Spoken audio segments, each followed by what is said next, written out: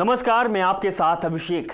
भगवान परशुराम जी का आविर्भाव वैशाख शुक्ल पक्ष की तृतीया में हुआ था और इस दिन को पवित्र तिथि यानी परशुराम जयंती के नाम से जाना जाता है।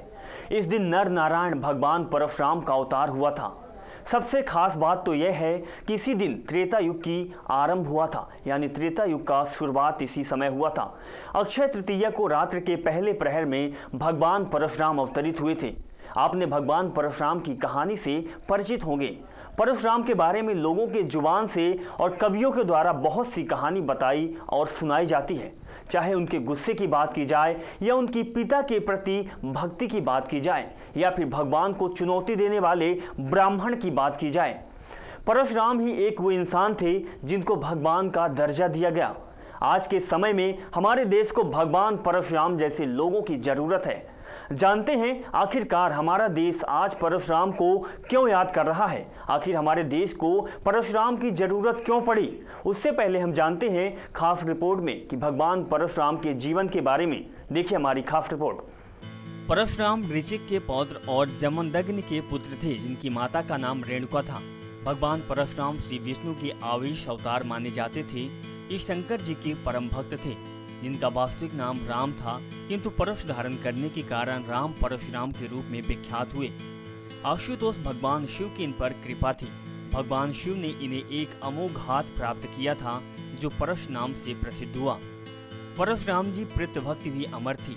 पौराणिक धर्मशास्त्रों और ग्रंथों में वर्णन किया गया है कि इनकी माता रेणुका जाने अनजाने में कोई अपराध कर गई थी। जब पिता को इस अपराध की जानकारी मिली तो वे अत्यंत क्रोधित हुए और पुत्रों को आज्ञा दी कि रेणुका का सिर काट डालो।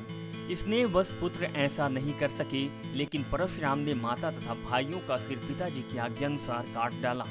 पिता अपने पुत्र की पितृभक्ति से अत्यंत प्रसन्न हुए। उन्होंने पुत्र से वर मांगने को कहा।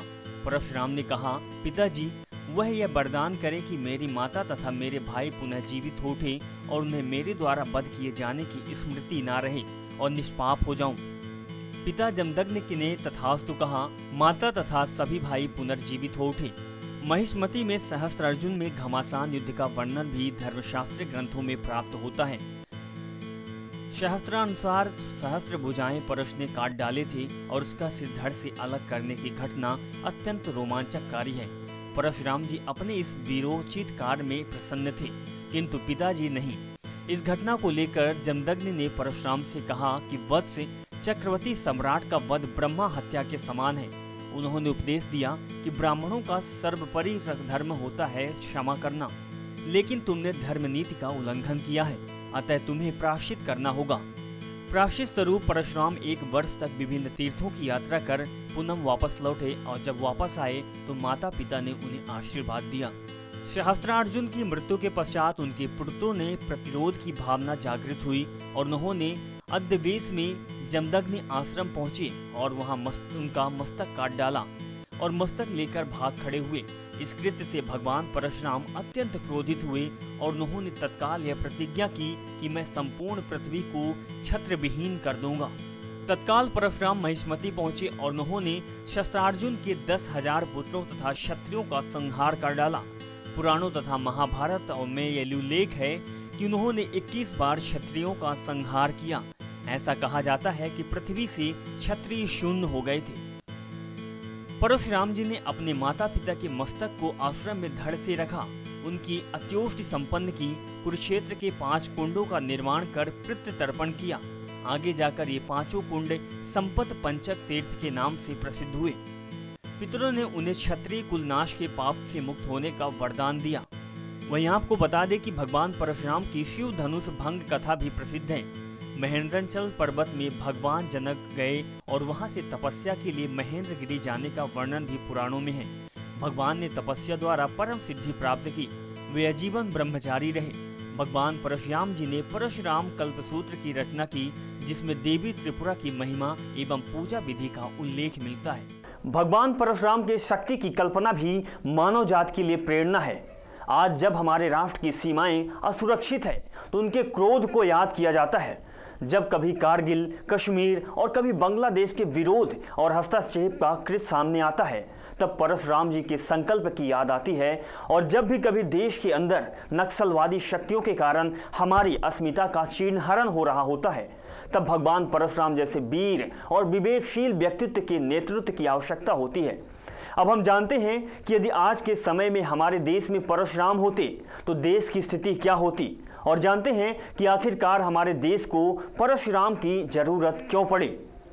शक्तिधर परशुराम का चरित्र एक ओर जहां शक्ति के केंद्र सत्ताधीशों का त्यागपूर्ण आचरण की शिक्षा देता है, वहीं दूसरी ओर वह शोषित, पीड़ित, दुग्ध जनमानस को भी अपनी शक्ति और सामर्थ्य का एहसास दिलाता है। शासकीय दमन के विरुद्ध वह क्रांति का शंखनाद है। वही सर्वहारा वर्ग के लिए अपने न्यायोचित अधिकार प्राप्त करने की मूर्तितंग प्रेरणा है। वह राज शक्ति पर लोक शक्ति का विजय घोष है। आज स्वतंत्र भारत के सैकड़ों हजारों सहस्त्र प्रदेश के कोने कोने में विविध स्तरों पर सक्रिय हैं। ये कहीं न्याय का आडंबर करते हुए भोली जनता को छल कर रहे हैं, तो कहीं उसका श्रम हड़प कर आवास विलास में ही राजपथ की समर्थकता मान रहे हैं, तो कहीं अपराधी माफिया गिरोह खुलेआम आतंक फैला रहे हैं। वह सुरक्षित जन सामान्य की रक्षा के लिए आत्मस्फूर्ति ऊर्जा से भरपूर व्यक्तियों के निर्माण की बहुत ही आवश्यकता है, जिसकी आदर्श मूर्ति की परशुराम कहा जा सकता है। इतिहास विरल है, इस प्रकार परशुराम की चरित्र शासक और शासित दोनों स्तरों पर प्रासंगिक है। शस्त्र शक्ति का विरोध करते हुए अहिंसा का ढोल चाहे कितना भी क्यों न पीटा जाए, उसकी आवाज सदा ढोल के पोलेपन के समान खोखली और सारहीन ही सिद्ध हुई है। इसमें ठोस यथार्थ की सर्वभागिता कभी नहीं आ सकती। सत्य, हिंसा और अहिंसा के संतुलन बिंदु पर ही केंद्रित है। कोरी अहिंसा और विवेकहीन पाशविक हिंसा दोनों की ही मानवता के लिए समान रूप से घातक है। आज जब हमारे राष्ट्र की सीमाएं सुरक्षित है, कभी कारगिल, कभी कश्मीर, कभी बांग्लादेश और कभी देश के अन्य नक्सलवादी शक्तियों के कारण हमारी अस्मिता का चीरहरण हो रहा हो, तब परशुराम जैसे वीर और विवेकशील व्यक्तित्व के नेतृत्व की आवश्यकता है। गत शताब्दी के कोरी अहिंसा की उपासना करने वाले हमारे नेतृत्व के प्रभाव में जरूरत के सही कदम उठाने में हम हिचकिचाते रहें। यदि सही व सार्थक प्रयत्न किया जाए तो देश के अंदर से ही प्रश्न खड़े होने लगते हैं। परिणाम यह है कि हमारे कथाकथित बुद्धिजीवियों और व्यवस्थाओं की धमकियों का लहू इतना शर्द हो गया है कि देश की जवानी को व्यर्थ में ही कटवा कर ही आत्मसंतोष और आत्मव्याथा का ही अनुभव करते हैं। अपने ननिहालों की कुर्बानी पर ये गर्व अनुभव करते हैं। इनकी वीरता के गीत को गाते हैं, किंतु उनके हत्यारों से बदला लेने के लिए उनका खून नहीं खौलता। प्रतिशोध की ज्वाला अपनी चमक खो बैठी है। शौर्य के अंगार कथाकथित संयम को राख में ढके हैं। शत्रु शक्तियों सफलता के उन्नाद के सहस्त्र वायु की तरह उन्मादित है, लेकिन परशुराम अनुशासन और संयम के बोझ तले मौन है। राष्ट्र कवि दिनकर ने सन 1962 ईस्वी में चीनी आक्रमण के समय देश को परशुराम की प्रतीक्षा शीर्षक के ओजस्वी काव्य कृति में देखकर वही रास्ता चुनने की प्रेरणा दी कि युगचारण की अपने दायित्व का सही सही निर्वहन किया। किंतु राज्य सत्ता की कुटिल और अंधी स्वार्थपूर्ण लालसा ने हमारे तत्कालीन नेतृत्व के बहरे कानों तक उनकी पुकार ही नहीं आने दी। 5 दशक बीत गए। इस बीच एक और साहित्य में परशुराम के प्रतीकार्थ को लेकर समय पर प्रेरणादायक रचनाएं प्रकाश में आती रही, और दूसरी ओर सहस्त्र बाहुओं की तरह विलासिता में डूबा हमारा नेतृत्व राष्ट्र विरोधी षड्यंत्रों को देश के भीतर और देश के बाहर दोनों ओर पनपने का अवसर देता रहा। परशुराम पर केंद्रित साहित्य रचनाओं के संदेश को व्यवहारिक स्तर पर स्वीकार करके हम साधारण जनजीवन और राष्ट्रीय गौरव की रक्षा कर सकते हैं।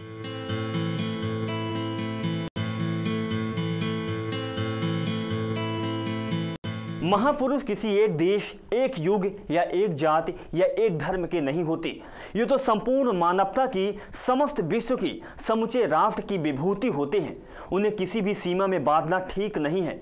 दुर्भाग्य से हमारे यहाँ स्वतंत्रता के महापुरुषों को एक धर्म, एक स्थान या एक जाति की बेड़ियों में जकड़ा गया है। विशेष महापुरुष विशेष वर्ग के द्वारा सत्कृत हो रहे हैं। एक समाज विशेष की विशिष्टि व्यक्तित्व की जयंती मनाता है, अन्य जन उसकी रुचि नहीं दर्शाता। अब अक्सर ऐसा ही देखा जा रहा है। यह स्थिति दुर्भाग्यपूर्ण है। महापुरुष चाहे किसी भी देश, किसी भी जाति, वर्ग या किसी भी धर्म से संबंधित हो, वे सबके लिए समान होते हैं और एक समान पूज्य होते हैं। वे सबके लिए अनुकरणीय होते हैं। इस संदर्भ में भगवान परशुराम जो उपरयुक्त विडंबनापूर्ण स्थिति के चलते केवल ब्राह्मण वर्ग तक सीमित हो गए हैं, समस्त शोषित वर्ग के लिए प्रेरणा स्रोत, क्रांति दूत के रूप में स्वीकार किए जाने योग्य हैं, लेकिन ये स्वीकार नहीं किए जा रहे हैं और सभी शक्तिधरों के लिए संयम के अनुकरणीय आदर्श हैं। नमस्कार।